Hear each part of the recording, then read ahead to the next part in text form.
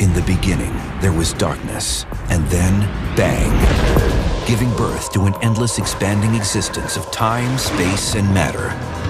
Every day, new discoveries are unlocking the mysterious, the mind-blowing, the deadly secrets of a place we call the universe. The destruction of planet Earth. The idea has inspired endless prophecies, predictions, and science fiction stories. One can imagine all kinds of exciting scenarios. Instant vaporization. Extreme spaghettification. Antimatter devastation. Now, leading experts in the fields of astronomy and astrophysics devise their own plots to destroy the Earth. You would have buildings melting. Matter would turn into goo. Everything that's held together by gravity would disintegrate. It's an explosive way to uncover the extreme science of our planet and the universe. Get set for 10 visions of terrestrial termination. 10 ways to destroy the Earth. Don't try this at home.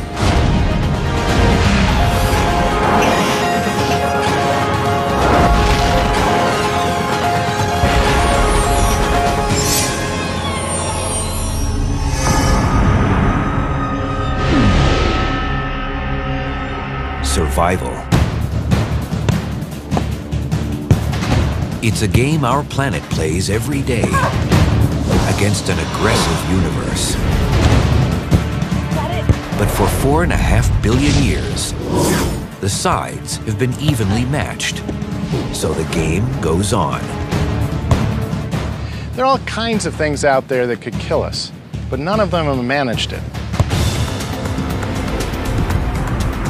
Some threats, like hyper-intense gamma-ray bursts from distant galaxies, miss us completely.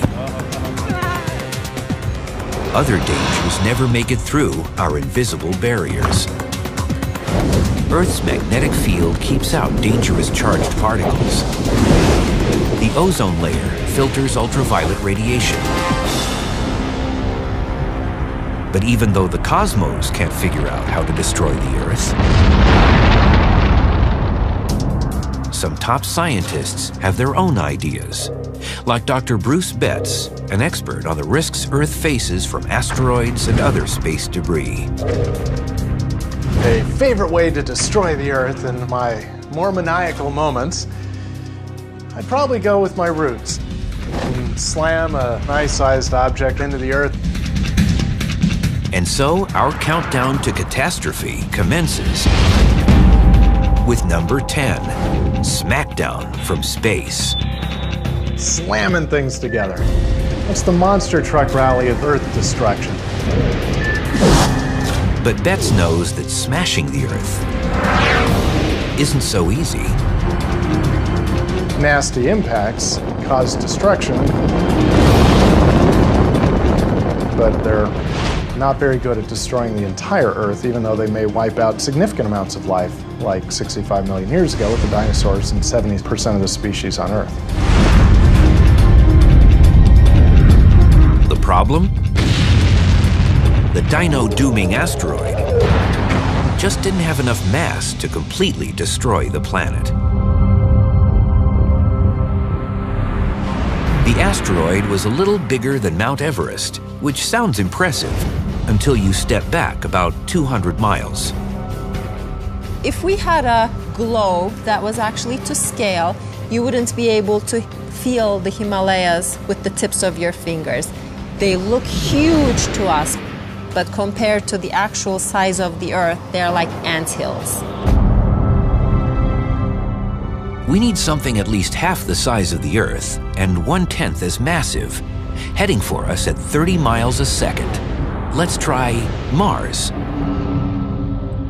You could change Mars' orbit, throw it inwards, and lead to the doomsday impact.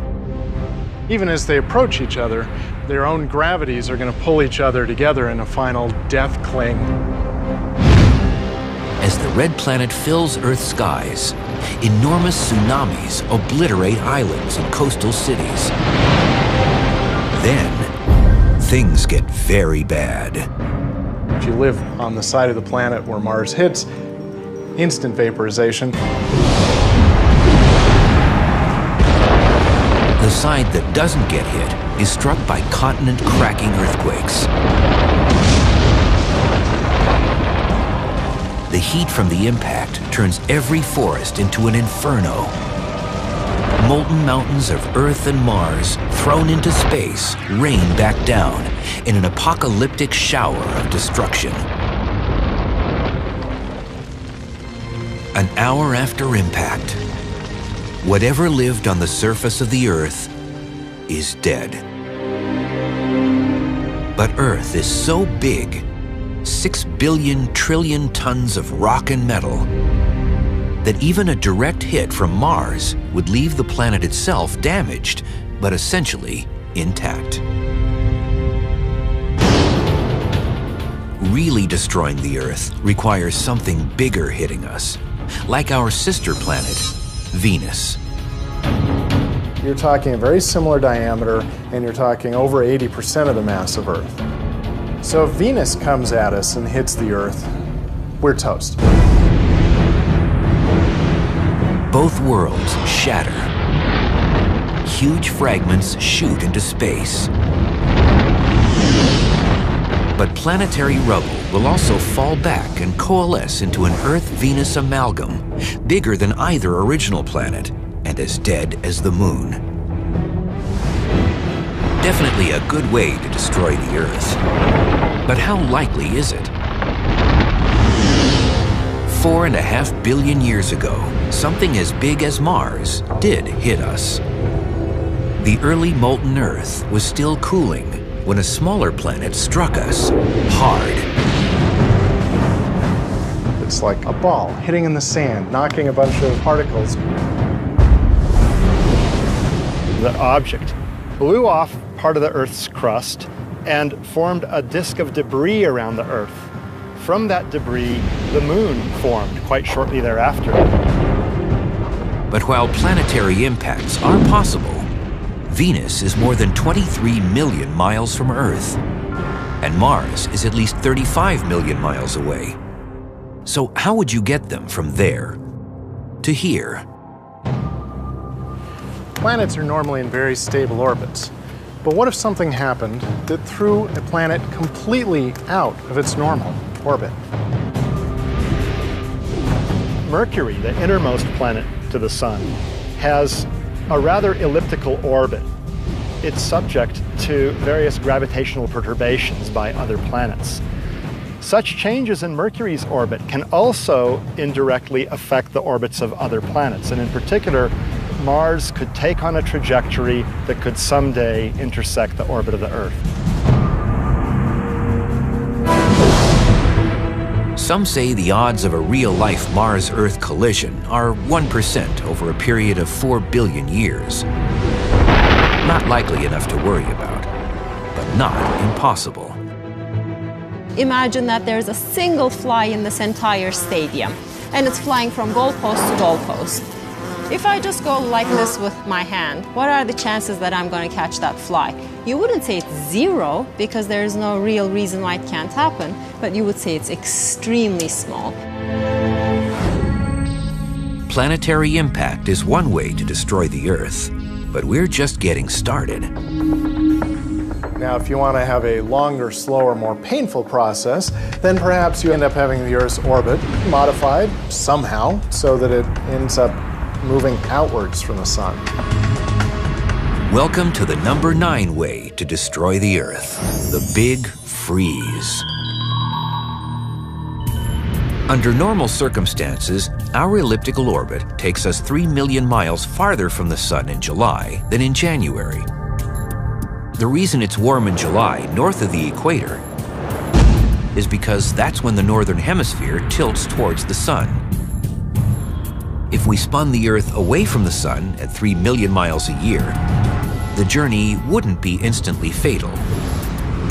If we move a little bit, we can deal with it. We wear more jackets. If we keep moving farther out, then things start to get uglier. At almost 200 million miles from the Sun, the light is only about a third as bright. This would kill off most crops. The whole food chain would be broken down if the Earth were to go zooming away from the sun. If you really play this game, if you get out at the orbit of Neptune, say, you might start freezing out most of our atmosphere. A nice day is 350 degrees below zero. Nothing survives on the icy surface. The oceans are frozen graveyards. But 2.5 miles below the surface, the water is still liquid, thanks to the heat from undersea volcanoes. Sulfur hydroxide from these hydrothermal vents will continue to feed large tube worms and other exotic forms of chemosynthetic life. Continuing heat from the Earth's core may also help humanity survive in cities below the surface. Mankind is a very resilient species, and if the Earth were spiraling out on this freezing death orbit, then I think it's very likely that we would find ways to dig in underground. You could use the geothermal energy to convert some of the frozen materials back into the liquids and turn some of the water into oxygen and gases that you need. Subterranean farms might support a few million people. It might not be pretty, but the planet, and at least a fraction of its people, could survive. But that's not the case with the number 8 way to destroy the Earth, zooming toward the sun, and the Big Burn. Imagine getting 3 million miles closer to the sun every year. The term global warming doesn't even begin to describe the situation. Liquefying polar ice caps? That's just the first few years. The sea level may rise 200 feet, but all that water is about to turn to steam. If you move to where Venus is, a third of the way in towards the sun, you're going to get to the point where you start losing the liquid water and it's going to be going to vapor. You end up having a carbon dioxide atmosphere, and you have a massive greenhouse effect, and you end up with a hotter surface than you even would if you had no atmosphere. From Alaska to Australia, the average temperature is 900 degrees Fahrenheit.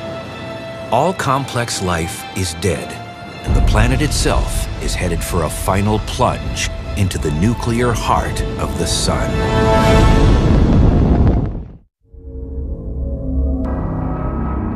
Astronomers and astrophysicists have come up with 10 ways to destroy the Earth.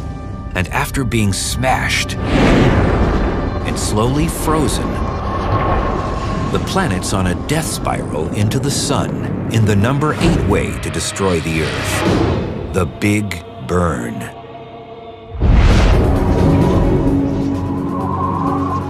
Dead, barren, and choked with greenhouse gases, the Earth is now just a few million miles away from the star that once gave it life. Eventually, all that we would have left would probably just be a big ball of burnt, charred cinder that's moving closer and closer to the sun. And as you got really close to the sun, even that would be vaporized away. The vapor is going to be moved away by effects like the solar wind. You're going to strip it off. And I suppose for some brief period it would look like a comet. At last, only the core remains. A 4,300-mile wide ball of iron, nickel, and radioactive metals, as hot as the sun's surface, but 2 million times smaller. And that's what would end up actually colliding with the sun.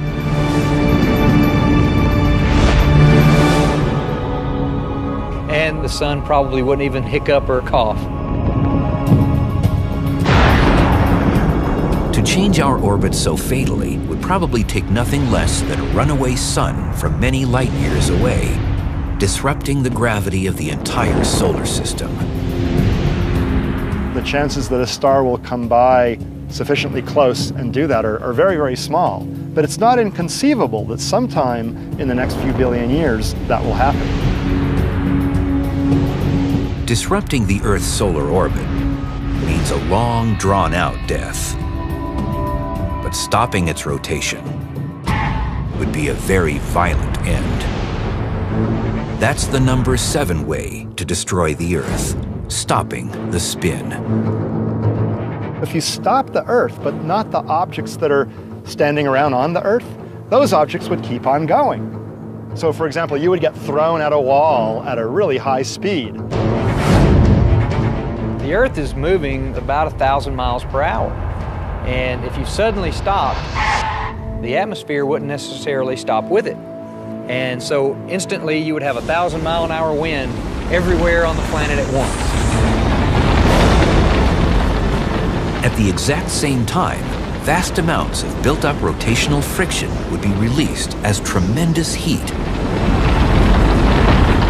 You would have rocks melting, you would have buildings melting. Soon, the Earth would be a dead world orbiting the sun. Our day-night cycle would be dictated by the year, the time it takes for the Earth to orbit the sun. And a day would be half a year long, and a night would be half a year long. One side would absorb the sun's heat for 6 months at a time, while the dark side would lose heat. There would be 2 seasons, bad and worse. This difference between the hot side and the cold side is going to end up creating massive wind jets streaming from one side to another, massive convection currents. From pole to pole, the shadow area between the light and dark sides would be filled with massive cyclones. As the Earth moves around the sun, the 2 12,000-mile bands of extreme weather would churn across the globe. So every 6 months, every spot on the Earth will have a cyclone season. Basically, big old hanging mess. It's a mess that's hard to engineer in reality. You might imagine it happening if something were to collide with the Earth in just the right way, in such a way that balances the tendency of the Earth to rotate and so on. That collision would have so much energy that the stopping of the Earth wouldn't be our main concern. As awful as stopping the Earth's rotation might be, it at least leaves our planet as a member of the solar system. But there are dangerous forces out in space that can remove every physical trace of Earth. Like the ultra-dense remnants of collapsed stars called black holes.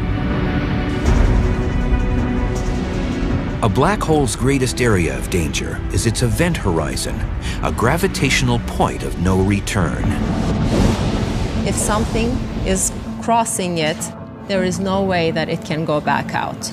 It sucks the space-time around it towards itself, so that matter just present in that space-time also gets sucked into the black hole.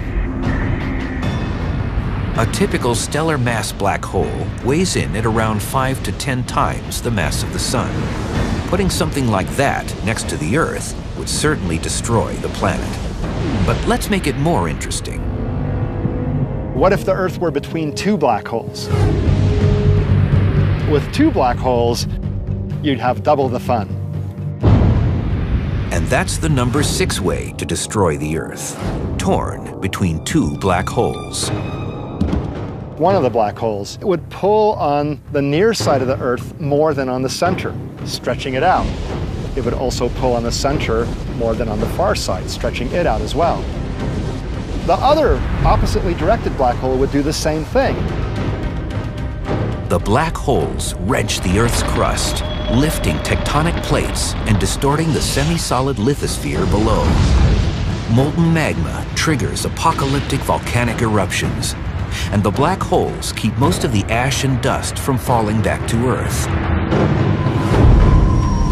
In the oceans, huge tides rise and never fall. As parts of the planet fall into the black holes, matter and gases turn into deadly energy.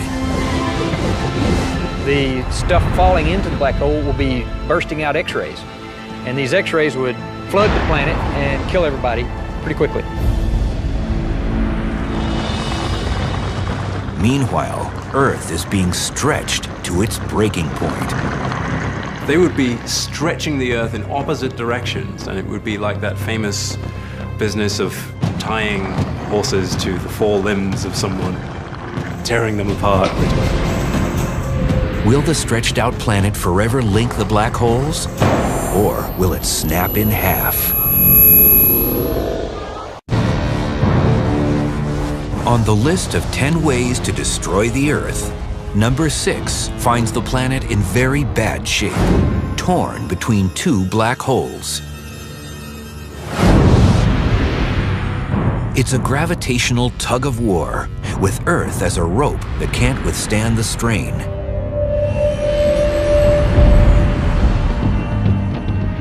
You would have a case of extreme spaghettification.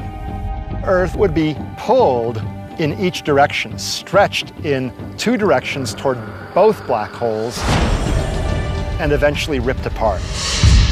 And then those pieces would get ripped apart. And those pieces would get ripped apart. After the last spaghetti strands of Earth are violently sucked into the event horizons,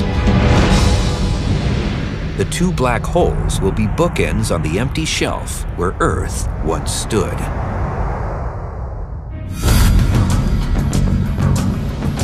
It's comforting to know that the odds of being stretched between two black holes are slim to none. But physicist and science fiction author Travis Taylor, who's written several books on real and imaginary threats from outer space, has another idea involving destructive black holes. If I wanted to destroy the Earth, my favorite is that we trap a black hole in the core and eat the Earth away. So I would like to be on a spaceship way away to watch it collapse on itself. And that's the number 5 way to destroy the Earth: devoured from within. A stellar mass black hole would do the job quickly. But there are other intriguing possibilities. So, what else can we think of? Well, maybe the black hole is the size of my earring. A black hole that size would have the same mass as the Earth itself. Let's take the miniature black hole and drop it through the North Pole. Assume the speed and angle are just right to have it end up rotating in the center of the Earth. Right away, we'd know something was very wrong. If you have somehow managed to get an Earth mass black hole at the center of the Earth, then on the surface of the Earth, we would suddenly feel twice the effect of gravity. All of a sudden, a ball would drop much faster. All of us are going to start hunching down. While all living things struggle helplessly, the miniature black hole is sucking in matter. The more it eats, the closer Earth comes to doomsday. And as it's pulling the material in, all the material above it is going to be collapsing. So we will be having enormously massive earthquakes going on, shifts in the crust. There'd be new volcanoes because new places where the magma can pop out or would appear due to this black hole. So one can imagine all kinds of exciting scenarios. After months of increasing cataclysms, the finale will take less than an hour. The Earth will start to collapse on itself, and then that part would be eaten by the black hole too. Perhaps the Himalayas will be the last place on Earth to survive before they too fall through the event horizon to disappear forever. If you were up in a spaceship and watching it, it would probably look like you took an eggshell and somehow crushed it from the inside out. If you could attach a string at every point to the inside of the eggshell and yank it all at once, you would see it just immediately collapse on itself.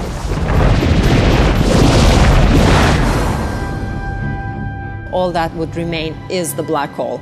The mass of the Earth would just exist now inside that black hole. no one has ever found an Earth-mass black hole.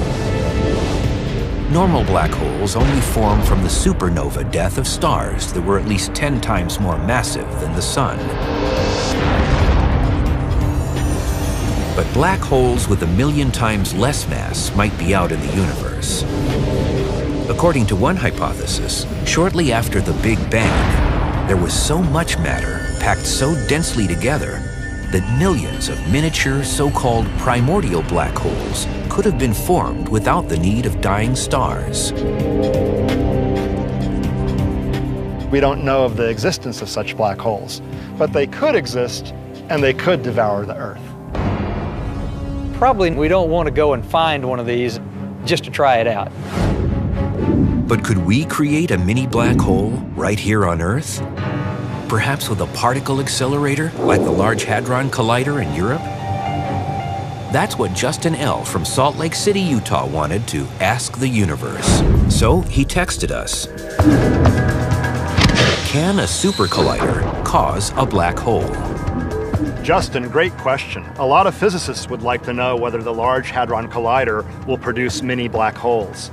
In principle, it can if it compresses a lot of material into a sufficiently small volume. Then it'll produce a black hole. But don't worry, such black holes will quickly evaporate and they won't devour the Earth.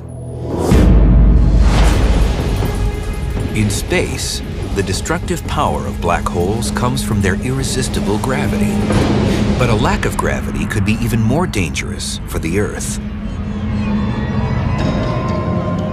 That's what intrigues astronomer Alex Filipenko, whose groundbreaking studies of dark energy and the acceleration of the universe have inspired his own vision of doom. Perhaps my favorite way to destroy the Earth is through a disruption of what we call gravity. And that's the number 4 way to destroy the Earth. Turn off the gravity. Everything we do depends on a balanced relationship with gravity. But what if gravity decided to end the relationship? Without gravity, what goes up will never come down. Airplanes will never land. Trees are rooted to the ground until the ground comes apart.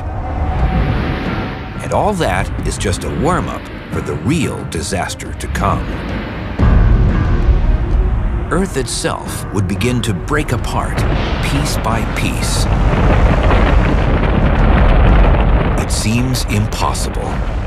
But could gravity really be switched off? Incredibly, the answer is possibly. In the future, gravity may cease to exist.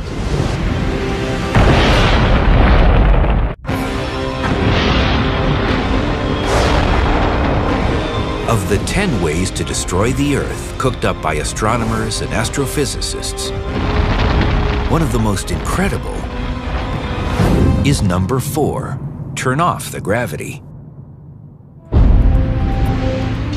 Today, gravity is one of 4 basic forces. Along with electromagnetism, the strong nuclear force that holds atomic nuclei together, and the weak nuclear force that's the source of radioactivity. But at the time of the Big Bang, instead of 4 fundamental forces, there may have only been 2. When the universe was a tiny fraction of a second old, the strong nuclear force was unified with what's called the electroweak force, an amalgam of electromagnetism and the weak nuclear force. That united superforce may have created a super energy that could have caused an almost instantaneous expansion of the universe, called inflation. It became monstrously big in a very short amount of time. But in a minuscule fraction of a second after the Big Bang, inflation stopped as the forces broke up. The strong nuclear force split apart from the electroweak force, becoming 2 different manifestations of this previously unified force. If a seemingly unified force could split in 2, can it happen again with gravity? This terrifying possibility can be represented with a simple coin. A quarter has two faces, but if you impart energy to the coin by spinning it, the two faces seem to merge. You see neither heads nor tails distinctly. Now, eventually, that quarter loses energy and it lands either heads or tails. Two distinct outcomes, neither of which look like the spherically symmetric spinning quarter. In the same way, the symmetric gravity right now could someday split into two different aspects. Each of these two new forces would behave in a way distinct from the current behavior of gravity. Everything that's held together by gravity would disintegrate. And that would spell doom for us on Earth. Human bodies would remain intact because they're held together by electromagnetic forces, not gravity. But everybody on Earth would fly up to suffocate in space, while the Earth itself would come unbound, no longer held together by gravity.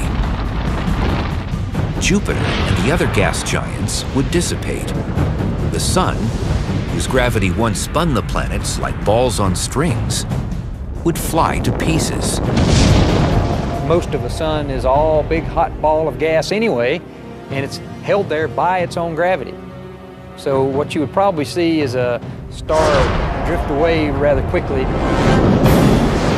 The Sun wouldn't be held together, the galaxy wouldn't be held together, everything would be drifting apart. The Earth would be just random particles in a small corner of a universe of cosmic dust. That would be a pretty amazing ending. Of course, there is another way to take the Earth apart. Blow it up. Easy? Of course not. But there is a way. Create an antimatter devastation bomb of some sort. That's the number 3 way to destroy the Earth. Antimatter annihilation. And it's the first choice of astrophysicist Clifford Johnson. The antimatter idea just has a certain beauty to it. It's just the sheer, terrible beauty of a really dramatic explosion from the inside.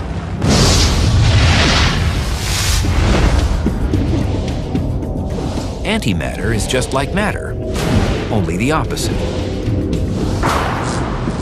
And matter and antimatter destroy each other in a blaze of glory. So basically, this is Einstein's equals mc squared in action.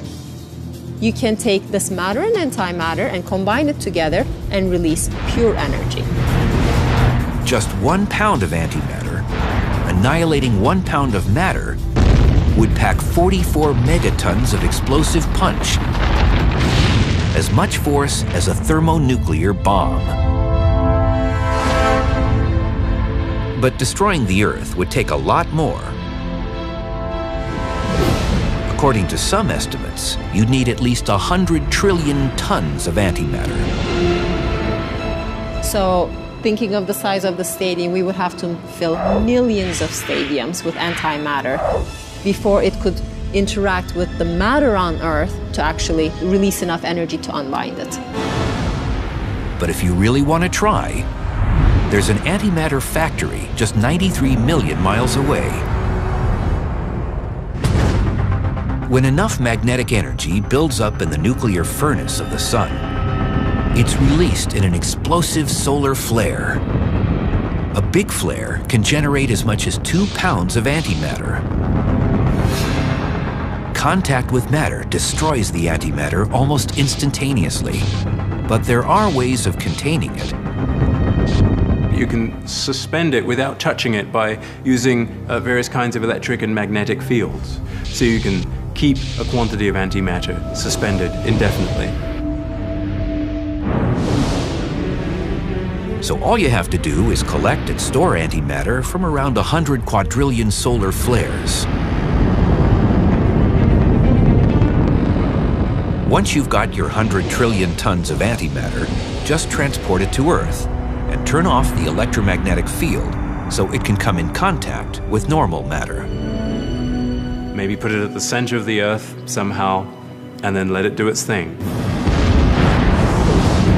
It'll explode outward and simply rip everything apart. But while an antimatter explosion would be instantaneous, collecting all that antimatter would take tens of billions of years. We only have so many solar flares a year. It would take many, many, many years to capture and store enough antimatter to really create a very appreciable sized bomb. Physicists know that antimatter isn't the only type of particle that could liquidate the planet. The number 2 way to destroy the Earth is a case of destruction through transformation, transformed by strange matter. This is big trouble that starts at a tiny level, smaller than protons and neutrons, in the weird world of quarks. Particles with names like up, down, and strange. Try not to get hung up too much on the semantics of what a quark is. You might want to say it's a subatomic particle, the thing that makes up the other things. Some physicists theorize that an equal number of up, down, and strange quarks would make up a strangelet, a particle of something called strange matter. What makes it so strange is that it might change the physical nature of whatever it touches, like ice cooling the water around it, only far more extreme. They like to turn other things into strange things. They like it all to be strange. Imagine everything on Earth and the Earth itself turning to inorganic mush, all because of a subatomic strangelet. Fortunately, there aren't any strangelets on Earth. But inside the collapsed suns called neutron stars, it might be possible for the immense gravity to press together up, down, and strange quarks into strange matter. We are getting very close to the answer. We might know in the next few years. So if you did find a microscopic lump of strange matter in a neutron star, somehow got it back to Earth and dropped it, say on the top of the Empire State Building, what would happen? A, nothing, or B, all these strange quarks could change the state of matter here on Earth. a chain reaction has begun. The strangelets are reacting with ordinary matter. The Earth is changing. But into what?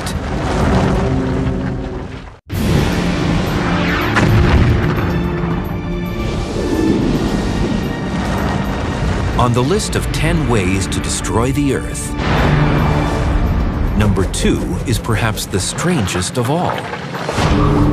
Transformed by strange matter. If you wanted to convert the entire planet into a big bunch of strange quarks, all you would need to do is put a few strange quarks here and there, then the Earth would start turning itself strange. Even more strange than it is. Strange matter, a lump of quark material called strangelets, has been let loose on Earth. And an astonishing event happens. The first thing it touches turns to strange matter. Then the next thing. Pretty soon you would be a strange version of yourself. Even when we look at subatomic levels, just at the nucleus, there is a well-defined structure. We can tell apart protons and neutrons, etc. But if you lost that structure, then matter would lose the shape that we know of. The unique orbits and numbers of particles that make up the individual elements now form an undifferentiated mass. everything becomes the same strange matter, from atomic nuclei to monuments and mountains. And whatever is alive dies. And once it starts, this transition would be fairly rapid. It would be like dissolving something into one huge glob of matter. It would turn into just this goo, this soup of quarks.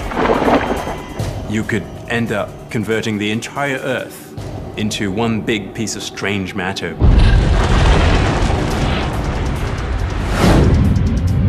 Primordial black holes, the end of gravity, antimatter and strange matter. Does theoretical physics have an even more bizarre way to destroy the Earth? Yes. In fact, astrophysicist Ferial Ozel is ready to obliterate the Earth, along with the entire fabric of reality. I think my favorite way of blowing up the Earth would have to be some kind of huge phase transition in the universe.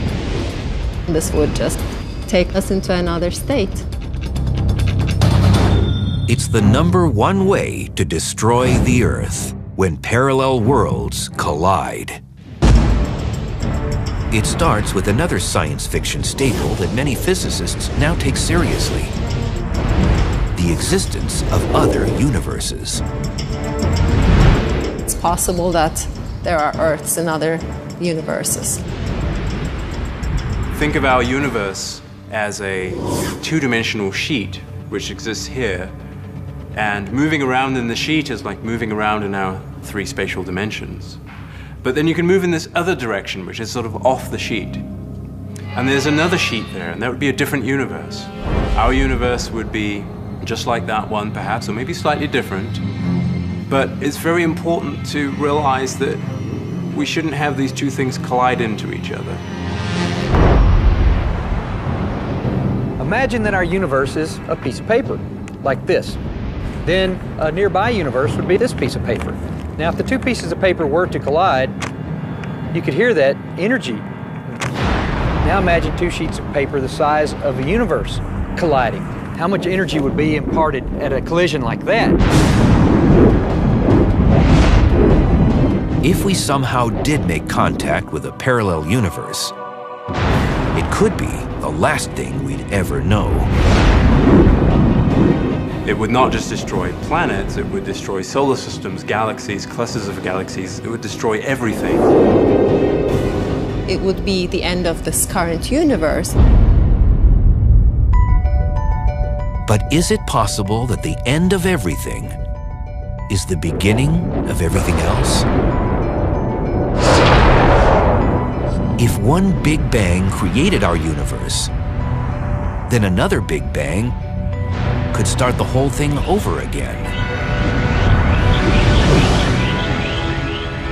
It might create another universe. And maybe this most incredible of doomsday scenarios is the only one that's already happened. The Big Bang came from the collision of such a pair of universes, perhaps. So maybe it's going to happen again. And if it does, then after about 10 billion years, Maybe there would be another Earth in another universe. we've seen the Earth destroyed by sudden impact, bitter cold, and vaporizing heat. It's been stopped in its rotation, transformed by strange matter, spaghettified and swallowed by black holes, disintegrated and blown up. At least in theory. In reality, the odds are that the world will keep spinning for billions of years. But there is so much in the universe we can neither know nor predict. A whole new Earth in a whole new universe. That could be a totally different place, even with different physical laws. That means we get to think of 10 new ways to destroy the Earth.